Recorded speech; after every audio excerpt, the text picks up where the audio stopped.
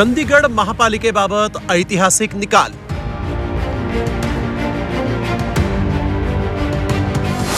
Supreme कोर्टाचा भाजपला दणका।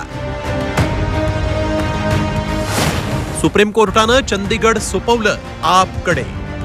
भाजपा वाले हार गए, जीत गए भाई, जीत गए, आप वाले जीत गए। देशभरात गाजलेल्या चंदीगड महापौर पदाच्या निवडणुकीत सुप्रीम कोर्टानं ऐतिहासिक निकाल दिलाय।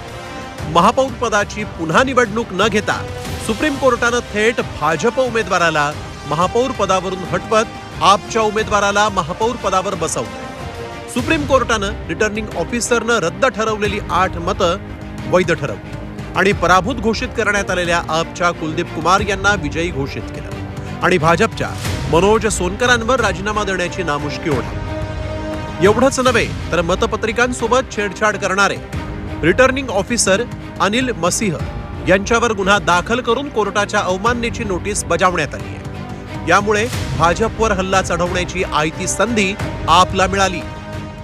ये मुझे लगता है कि भारतीय इतिहास के अंदर शायद पहली बार हुआ है। हम सुप्रीम कोर्ट का बहुत बहुत शुक्रिया अदा करते हैं कि इतने कठिन समय में आज जो देश के अंदर जो हालात हैं, पूरा डिक्टेटरशिप चल रही है, जनतंत्र को कुचला जा रहा है, जगह जगह सारे इंस्टीट्यूशंस जो हैं वो एक तरह से कुचले जा रहे हैं, रौंदे जा रहे हैं। ऐसे में सुप्रीम कोर्ट का ये जो फैसला है ये बहुत मायने रखता है। 30 जानेवारीला चंदीगड महापौर पदाची निवडणूक घेण्यात आली। चंदीगड महापालिकेचं संख्याबळ 35 इतकं असून खासदारालाही मत देण्याचा अधिकार आहे। त्यामुळे हे संख्याबळ 36 इतकं आहे। महापौर पदासाठी 19 मतांचं बहुमत आवश्यक असून भाजपकडे 14 नगरसेवक आणि 1 खासदार अशी 15 मतं होती, तर आपकडे 13, काँग्रेसचे 7 नगरसेवक होते। त्यामुळे आपच्या उमेदवाराचा विजय निश्चित मानला जात होता।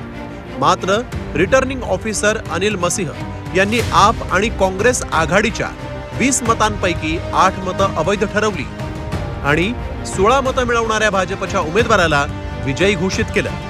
मात्र हा सारा गैरप्रकार सीसीटीव्ही मध्ये कैद झाला आणि लोकशाहीच्या हत्येचा पर्दाफाश झाला।